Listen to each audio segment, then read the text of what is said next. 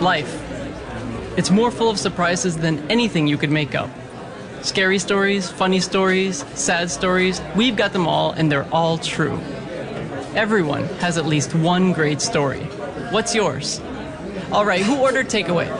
Got your true story coming right up. I'd like a funny story with a dash of bellyache, please. Could I get something with aliens, guns and travel, please? One thriller with an overlay of a relationship going wrong. One takeaway order of suspense, please. You're gonna love all the stuff here. It's all really awesome. This is Tall Tales Takeaway, the podcast of bite-sized stories for curious minds on the go. Are you hungry for more stories yet? Welcome to today's show. This is Tall Tales Takeaway, the podcast of true stories presented by Tall Tales, India's longest-running live storytelling event series. I'm Michael Burns. Today's menu features a story about what it's like to arrive in a place that has its own way of doing things. Mumbai has its own rhythm, its own rules, its own language, and even its own food. Our producer Chhavi is here, and I want to ask her, Chhavi, what are some things that you can only get in Mumbai? To eat, there's so much good stuff that you could probably find elsewhere, but it's not going to taste the same. So you have to come to Bombay to have a real vada pav, real dabeli, and real Frankies. If you don't know what they are, you should take a trip down here so you can sample them really quickly. So for Anurag Byas, Mumbai's quirkiness also has a slightly darker side. Maybe part of it is the fact that there are just so many people here and no authority figure can take too much time to think about any one particular person's needs, confusion, or explanation. Rules are rules. So in serving up today's show, we'll start off with an appetizer of moving to Mumbai. After that first piece, there's a main course about the cult of the mobile phone. And we'll finish the show off with a dessert that features the bittersweet consequences that come along with being a stranger in a strange land. Here's No Ticket. *123# gave me the account balance. It was 350 rupees. I had just got a full talk time recharge and my phone was as loaded as James Bond's Walther P99. A luxury sum in a Nokia 3315 mobile phone in the day when indicators of battery and signal strength occupied 10% of the screen width. It was 2005 and my first internship at a law firm in Mumbai. It was a dream destination for an internship. 45 days away from home, the possibilities were endless. I got an internship at a mid-sized law firm at Nariman Point. Right from reading the confirmation email until boarding the train to Mumbai, I was smiling ear to ear. Everything was enhanced by the fact that my father had allowed me to carry my special mobile phone along. I had enough firepower in my pocket to make this a memorable summer. Train journeys in India are a pleasure ride until you see Virar station at peak hours. My train pulled into Virar at 10 a.m. on a Wednesday. I saw people oozing out of the doors of the local even when it had started to move out of the station. June and crowds don't go very well in India. I was not at home in Jodhpur. It was June and this story is set in a very crowded city. The following Monday, my uncle came with me to the Mulund station to help me with the season ticket, platform number, and deciphering the fast and slow locals. With each new lesson, I was becoming progressively enlightened about the ways of Mumbai. Like I have learnt in numerous such journeys that if you're seated on the window or the middle seat, then you don't even have to budge a centimeter to accommodate the fourth person who is allowed to ask for the aisle seat in a second-class compartment. It's only the person sitting third who has to scooch and make a wee bit of space for the fourth. The person in the middle does not even make an eye contact with the fourth guy, lest he will have to heed the request and move a little. As per my instructions, after taking the train south, there was going to be a bus stop right outside CST station, and I was to take the bus with the number 1. It's the bus straight to Nariman Point, without any stops. Now, I had seen queues in my lifetime. You know the ones outside a Hanuman temple on a Tuesday? But those earthwormish lines would never hold water in front of this anaconda. How's a new guy supposed to know that the queue that he saw right outside the station gate will be the one leading to the bus 200 meters away that he's supposed to board? I walked out of the station to the bus door and had to walk all the way back into the station gate to get into the queue. But I don't think I'm the only one who has ever done that. The queue was moving and I sauntered along to the bus. There was no hope in sight for a place to sit, given that when my turn came, what was left was a few square inches of footboard. I stepped back and told the guy behind me, let's take the next one. Lo and behold, he and two others behind him ran for catching the last scrap of aluminium footboard as the bus roared away. I got a slightly dignified place to sit in the next one, a window seat. The ride was smooth and windy, and on any road journey unless I'm driving, I never look at the road. I look outside the window, even if only to read the store names. And that's what I did. Central Camera, Times of India, Gunbow Street, Home Massage by Raju. At the office, the entire day passed in meets and greets. Now it had been 2 weeks into the internship and another day ended. This is where the things got interesting. Obviously, to get home, I just took the morning process and reversed it. Take the bus number 1 to CST station and then a slow train to Mulund. I boarded the bus. It wasn't as crowded as it used to be in the mornings.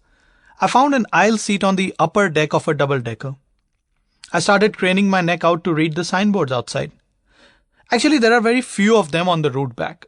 So I abandoned that and started the favorite activity of all Indians, toying with the mobile. Looking into a mobile can easily be made the national posture of this country. And I started playing snakes. We must have barely moved out of Nariman Point when my cell phone gave out the signature Nokia tune. Tiddy-ding ding, tiddy-ding ding, tiddy-ding ding ding. It was my friend calling to give and take the lowdown of the day. He told me about the swanky office of his firm, the unlimited coffee they could have, and he also took my order for 2 boxes of orange juice that were freely available in his office. By the time he was describing the billiards table in the break room, I realized that the bus was almost reaching the road right opposite the CST station building. Now, for those not familiar with the place, there is a traffic signal on this road, which in the evenings hold a lot of traffic, and it takes 2 or sometimes 3 turns of the signal for any vehicle to get across. Most commuters going to CST station get down here from the bus and take the subway. I saw everyone move down quickly. I told my friend to hold while I got down and rushed towards the exit. I brushed past the bus conductor with phone in one hand and novel in the other. The moment I stepped down, I was almost in the face of a man in a blue uniform, complete with cap and sandals. He asked me for the ticket. I quickly figured, this must be the ticket checker. Good system they have in Mumbai. Something like this should be followed in. And before I could name my hometown in the head, I realized I hadn't bought the ticket. So I hung up the phone and quickly retraced my steps back into the bus to buy one from the onboard conductor. I told him that I boarded from Nariman Point and asked for the fare. He said, last stop ke pehle ticket nahi milta. Meaning, you can't buy the ticket at the last stop. I said, I'm sorry, I'll just pay now. He said I should have bought the ticket at least 2 stops before CST station. What a weird system this city has, I thought. Well, I got down the bus only to run again into the blue uniformed man. He asked me for the ticket again. So I told him the story of how I got preoccupied with a phone call and totally lost track of time. And I also told him that I didn't know about this no ticket after the last but one stop rule, and I was a law student. I think that last bit was a definite mistake. He seemed calm as he told me, fine deyavi lagil. I told him I did not understand Marathi and that I wasn't from around here. I'm sure that ticked him off completely because the calm on his face just vanished. He started talking in Marathi. I don't know what he was saying, but it didn't seem good because people passing by were first looking at him and then staring at me. He was probably painting my picture to the world. How this smart-ass non-Mumbaikar thought he would trick a Bombay Electric and State Transport official with his innocent story? Over my dead body, I thought he must have said. I asked him to calm down a little, and that he should consider that this was my very first time in Mumbai and I should be excused. Maybe not the best idea. He said, how could I even imagine to get excused? Being a lawyer, I should be the most law-abiding person. I wonder how he got that outlandish idea. I explained that I was a law student and not a lawyer yet, and I tried some interference by taking the conversation back to the fact that this was just an internship where we learned the tricks of the trade and that I was new to Mumbai. But everything I said was digging me deeper. He was relentless. He told me to come with him to his office. This was the first time in the entire episode that I got nervous. Because going to the office could mean so many things. It could be that he wanted to get away from the crowd and ask for some bribe, for which I had no money. Or it could be for the other half of most penal clauses in the rule book for ticketless travel that begins with or imprisonment. I could feel the sweat trickling down my neck. Either way, this could not be good. So he took me to a small office in the bus depot a few yards away and pointed to a chair. He called another guy into the office and explained him the situation we were in. I could barely understand what they were talking, but I was sure that he must have explained my part of the story only summarily, and hence I asked if I could present my case. To which I got a big and loud no. Once they were done talking, the new guy turned to me, chewing the most reddening combination of tobacco and lime. He asked me why was I travelling without a ticket. I told him that I was willing to buy the ticket but did not know about this no ticket after the last but one stop rule. The tobacco chewer just shook his head, laughed and opened a newspaper. That meant I had to sit here until he finished the column he was reading, and if he was feeling done, after commenting into air about this article, he might talk to me again. Yeah, and after a few minutes he turned to me and said, I will have to either spend some time in prison or pay the fine. This was getting worse every second. I just caught my head in both hands and wondered, why in the world did I use the Don's cell phone? It was anyway on roaming, and I would have never got caught up in this mess. I started to figure out how much money I had in my wallet because going to jail, even for a few hours, was completely out of question. Because I thought this was going to ruin my entire career. And who would ever want to hire a lawyer who has been to a jail? And besides, I knew for a fact that my college would put me out of the run for a gold medal if there were any disciplinary actions on me. I was in a thick soup here. The reality of all hit me smack in the face. Was it some sort of bad karma getting back at me? It was my fault that I got lost in the phone call. But don't we all do this with our phones these days? Everyone is looking into the phones as if the world around them doesn't exist. A distant friend liking the picture of a complete stranger or Instagramming our lunch is far more important than the fact that peeping into this phone, you've wandered squarely in the middle of heavy traffic and can potentially cause an accident. Our conversations have turned into monosyllabic exchanges. We are cut off because we are so eager to get back to Candy Crush. Or at least 2 years back we were. How different this evening could have been, I thought. Had I decided to read the novel or be in the moment. After all, this is the birthplace of Buddhism. I could have enjoyed the quiet bus ride. Or even have tried to predict if the branch of that low-hanging tree close to the bus roof would come through the window, which is always fun. But no, my calling was for electronics. Well, I figured I had about 250 rupees in notes, 5 or 6 coins, and a 100 rupee note in the hidden compartment of my fake Gucci wallet. And I thought to myself, how much could the fine be for a 4 rupee ticket which I did not buy? For a second I thought I would bribe them both 50 each and get going. But these guys already hated me, and I didn't want to push it. By this time they had stepped out for another round of tobacco. I walked to the doorway, took a deep breath, and told them that I was willing to accept my mistake, but I was not going to do prison, which meant I was willing to pay the fine. Thankfully, they were agreeable to this. One of the two went inside, got a receipt book. The other one watched over me. I stood sheepishly and waited for the fill in the blanks to start. Naam, I replied. Age, religion, address, all filled up. He gave the receipt for me to sign on it and accept my accusations. I did and gave it back. He tore the page out of the book and handed it to me.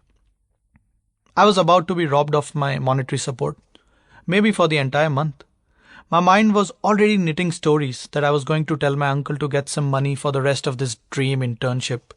I tried to read how much the damage was, but he had written it in an atrocious hand. So I asked him. He said, 12 rupees. What?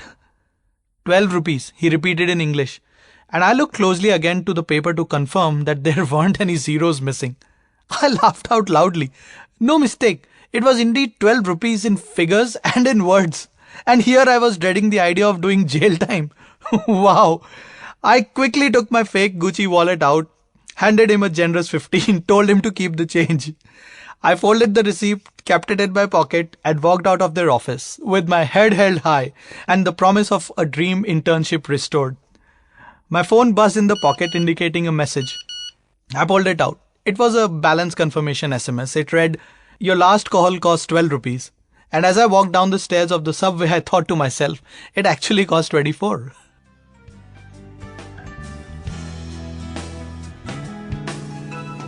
Hey, it's Michael. We've got a small break coming up, after which we'll have a Q&A with the storyteller, so stick around.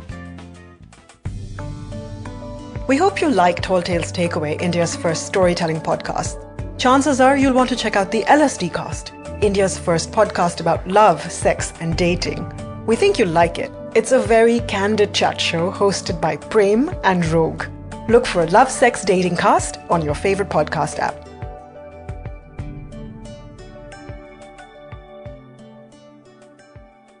Anurag, thank you so much for that story. Yeah, I enjoyed it as much. I've heard it a few times, but I love to hear it because, you know, it's a universal story because your story is really about distraction. I mean, it is about phones and it is about the law and it is about paranoia, but it's also fundamentally about distraction, the kind of a penalty for distraction. Does that resonate with you? Yeah, I kind of hate the people for this because, you know, mobiles are always, I've once heard somebody say that a person in person is more important than a person on the phone. And that was a long time ago when I was really little. And since then, I think the situation has been worsened with the mobile phones. Yeah, I was just going to ask you that very question. Do you think things are getting worse or better? To some extent, I feel like there's a little bit of a backlash against, you know, being on the phone, scrolling through the phone while you're having lunch with somebody. I feel like this is starting to turn into a faux pas differently than it was maybe 5 years ago.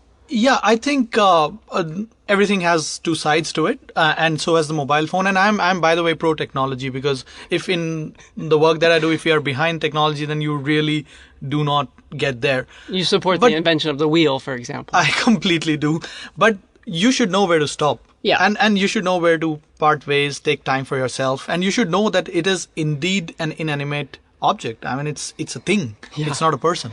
So I think it should be understood by everyone, you know, just put the phone down at some times. And if you're in a bus ride, just buy your ticket and then go to the Snakes game.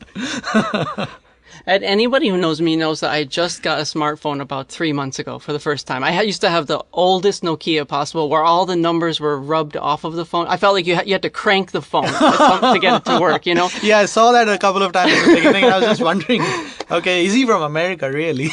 But, you know, and it is really addictive. You get one of these new toys and you want to play with it. And have you ever had that feeling when you look around at an airport or at a bus stop and you realize that you're the only one not looking at the phone? Absolutely, I do. Absolutely. And I actually try to time before somebody puts the phone down and starts it again. So I think, and I always don't get past 5 seconds. And I think it's such a low-hanging fruit. I mean, it's so much in your control. It's just looking at your watch again and again. That's it. I mean, but I really do feel that, you know, we should take a call and cut down some of the things which, you know, make it addictive. I mean, there should be some research not only about McDonald's, but also about mobile phones. There certainly is an addiction. You know what makes me kind of sad most of all when it comes to this? Just the, if you're preoccupied by your phone all day long, it's just those... I'm not talking about the type of meditation where you go to a temple and sit or a church and sit and think. It's just the kind of daily contemplation that you do on a regular basis, just thinking about your day or reflecting on your day or just holding on to some idea and just turning it over in your mind. Those types of moments are kind of slipping through our fingers, I think, when we're constantly fidgeting. Yeah, and there are so many things to look at these days. I mean, you have got people, you've got shops, you've got so much glitter going around. Even the CST station is multicolored now. So all the while you're just looking at something and just not thinking about where you are. You're just thinking about where the outside world is. So I think there is some time in the day or maybe in a week or a month when one should just really stop, think nothing, introspect and just move on. Thank you so much. Yeah, it's a pleasure, Michael, always. And that's the end of today's show. I hope you've subscribed to the podcast so you never miss a single episode. And if you do like what you heard, take a minute to rate us and share feedback and reactions on iTunes or whatever app that you listened on. We're on Facebook and Twitter, of course, too, if you'd like to get in touch. Thanks. See you next time. Hey, do you have any romance or kitten stories? Hi, I'd like 2 medium adventure stories and hold the cheese. Get me some non-fiction. Anything. Just get me some non-fiction. Wow, that tall tale looks so funny. I want 2, please. I'll take comedy. Yeah, something funny. Romance for Prem, Fame and Fortune for Kirti, and a coming of age for Sunanda. Your takeaway orders are ready at counter number 2.